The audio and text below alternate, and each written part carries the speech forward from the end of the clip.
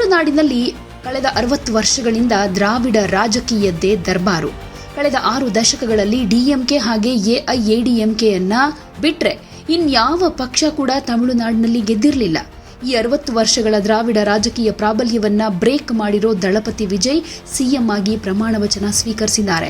ವಿಜಯ್ ದ್ರಾವಿಡ ರಾಜಕೀಯಕ್ಕೆ ಬ್ರೇಕ್ ಹಾಕಿದ್ದು ಮಾತ್ರ ಅಲ್ಲ, ದಶಕಗಳಿಂದ ಪಾಲಿಸಿಕೊಂಡು ಬಂದಿದ್ದ ರಾಜಕೀಯ ಸಂಪ್ರದಾಯಗಳನ್ನ ಕೂಡ ಮುರಿದು ಬದಲಾವಣೆಗೆ ಮುನ್ನುಡಿ ಹಾಡಿದ್ದಾರೆ. ಅದರ ಮೊದಲ ಹೆಜ್ಜೆಯಾಗಿ ವಿಜಯ್ ಅವರು ತಮಿಳುನಾಡು ರಾಜಕೀಯದ ಯೂನಿಫಾರ್ಮ್ ಅನ್ನೇ ಚೇಂಜ್ ಮಾಡಿದ್ದಾರೆ. ತಮಿಳುನಾಡಿನ ಬಹುತೇಕ ಎಲ್ಲಾ ರಾಜಕಾರಣಿಗಳ ಕಾಮನ್ ಉಡುಪು ವೈಟ್ ಶರ್ಟ್, ಬಿಳಿ ಪಂಚೆ.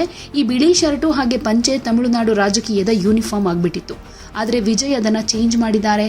ಅವರು ಸೂಟು ಬೂಟು ಧರಿಸಿ ಪ್ರಮಾಣ ವಚನ ಸ್ವೀಕರಿಸಿದ್ದು ಮಾತ್ರ ಅಲ್ಲ, ನಂತರದ ದಿನಗಳಲ್ಲೂ ಕೂಡ ಪಂಚೆ ಬಿಳಿ ಶರ್ಟ್ನಿಂದ ದೂರಾನೇ ಉಳ್ಕೊಂಡಿದ್ದಾರೆ.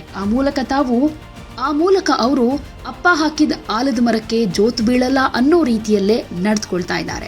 ಇನ್ನು ವಿಜಯ್ ಅವರು ಕಪ್ಪು ಬಣ್ಣದ ಕೋಟನ್ನೇ ಧರಿಸಿರೋದು ಯಾಕೆ ಅನ್ನೋದಕ್ಕೆ ಸ್ಪಷ್ಟ ಕಾರಣ ಕೂಡ ಇದೆ. ಕಪ್ಪು ಅಶುಭ ಅಂತ ಭಾರತದಾದ್ಯಂತ ಬಹುತೇಕರು ನಂಬಿಕೊಂಡಿದ್ದಾರೆ. ವಿಜಯ್ ಕ್ರಿಶ್ಚಿಯನ್ ಸಮುದಾಯಕ್ಕೆ ಸೇರಿದವರಾಗಿದ್ದು ಕ್ರೈಸ್ತರಲ್ಲೂ ಕೂಡ ಕಪ್ಪು ಅಶುಭ ಅನ್ನೋ ನಂಬಿಕೆ ಇದೆ. ಆದರೆ ವಿಜಯ್ ಮಾತ್ರ ತಮ್ಮ ಜೀವಮಾನದ ಪ್ರಮುಖ ಸಂದರ್ಭದಲ್ಲೇ ಕಪ್ಪು ಬಣ್ಣದ ಕೋಟನ್ನೇ ಧರಿಸಿ ಬಂದಿದ್ರು. ಅದಕ್ಕೆ ಬಹಳ ಮುಖ್ಯವಾದ ಕಾರಣ ಕೂಡ ಇದೆ. ವಿಜಯ್ ಅವರು ತಮಿಳುನಾಡಿನ ಸಾಮಾಜಿಕ ಸುಧಾರಕ ಪೆರಿಯಾರ್ ಅವರ ಅನುಯಾಯಿ. ಪೆರಿಯಾರ್ ಆದರ್ಶಗಳನ್ನು ತಮ್ಮ ರಾಜಕೀಯ ಪಕ್ಷದ ಸಿದ್ಧಾಂತಗಳನ್ನಾಗಿ ಮಾಡಿಕೊಂಡಿದ್ದಾರೆ. ವಿಜಯ್ ಅವರ ರಾಜಕೀಯ ಸಭೆಗಳಲ್ಲಿ ಅಂಬೇಡ್ಕರ್ ಮತ್ತು ಪೆರಿಯಾರ್ ಚಿತ್ರಗಳು ಎದ್ದು ಕಾಣ್ತಾ ಇದ್ವು. ಪೆರಿಯಾರ್ ಅವರ ಆದರ್ಶಗಳ ಪಾಲಕನಾಗಿ ಅವರು ಪ್ರಮಾಣ ವಚನಕ್ಕೆ ಕಪ್ಪು ಉಡುಗೆ ಧರಿಸಿ ಬಂದಿದ್ರು. ಅಸಮಾನತೆ ಮೌಢ್ಯದ ವಿರುದ್ಧ ಪ್ರತಿಭಟನೆಗೆ ಕಪ್ಪು ಬಣ್ಣದ ಧಿರಿಸು ತೊಡುವಂತೆ ಪೆರಿಯಾರ್ ಬಹಳ ಹಿಂದೆ ಕರೆ ಕೊಟ್ಟಿದ್ರು. ಪೆರಿಯಾರ್ ಅನುಯಾಯಿಗಳು ಕಪ್ಪು ಬಣ್ಣದ ಉಡುಪು ಧರಿಸೋದು ಒಂದು ಚಳವಳಿಯೇ ಆಗಿತ್ತು. ಹಾಗಾಗಿ ವಿಜಯ್ ಅವರು ತಾವು ಪೆರಿಯಾರ್ ವಾದದ ಪ್ರತಿಪಾದಕ ಅಂತ ಸೂಚಿಸೋದಕ್ಕೆ ಕಪ್ಪು ಬಣ್ಣದ ಸೂಟು ಧರಿಸಿ ಬಂದಿದ್ರು.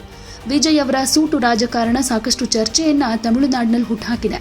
ಉಳ್ಳವರ ಧಿರಿಸಾದ ಸೂಟು ಧರಿಸುವ ಮೂಲಕ ವಿಜಯ್ ತಮಿಳುನಾಡಿನ ಬಡವರು ಮಧ್ಯಮ ವರ್ಗದವರೊಂದಿಗೆ ಭಾವನಾತ್ಮಕ ಸಂಬಂಧ ಕಡಿದುಕೊಂಡಿದ್ದಾರೆ ಅಂತ ಕೆಲವರು ವಿಶ್ಲೇಷಣೆ ಮಾಡ್ತಿದ್ದಾರೆ. ಸೂಟು ಕಾರ್ಪೊರೇಟ್ ಸಂಸ್ಕೃತಿಯನ್ನು ಸೂಚಿಸುತ್ತೆ. ವಿಜಯ್ ರಾಜ್ಯವನ್ನ ಕಾರ್ಪೊರೇಟ್ ಮಾದರಿಯಲ್ಲಿ ನಡೆಸೋ ಗುರಿ ಹೊಂದಿರಬಹುದು ಅಂತಾನೂ ಚರ್ಚೆ ಮಾಡ್ತಿದ್ದಾರೆ.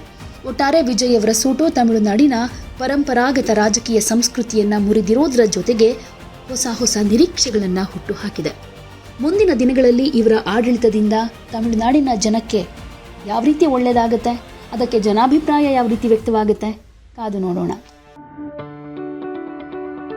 ಯಾವುದೇ ಸುದ್ದಿಯ ಅಪ್ಡೇಟ್ ಅನ್ನ ಮಿಸ್ ಮಾಡ್ಕೊಳ್ಬಾರ್ದು ಅಂದ್ರೆ ಈಗ್ಲೇ ಒನ್ ಇಂಡಿಯಾವನ್ನ ಸಬ್ಸ್ಕ್ರೈಬ್ ಮಾಡಿ. ನಿಮಗೆ ಬೇಕಾದ ಭಾಷೆಯಲ್ಲಿ ಎಲ್ಲಾ ಸುದ್ದಿ ತಿಳಿಬೇಕು ಅಂದ್ರೆ ಒನ್ ಇಂಡಿಯಾ ಆಪ್ ಅನ್ನ ಡೌನ್ಲೋಡ್ ಮಾಡ್ಕೊಳ್ಳಿ.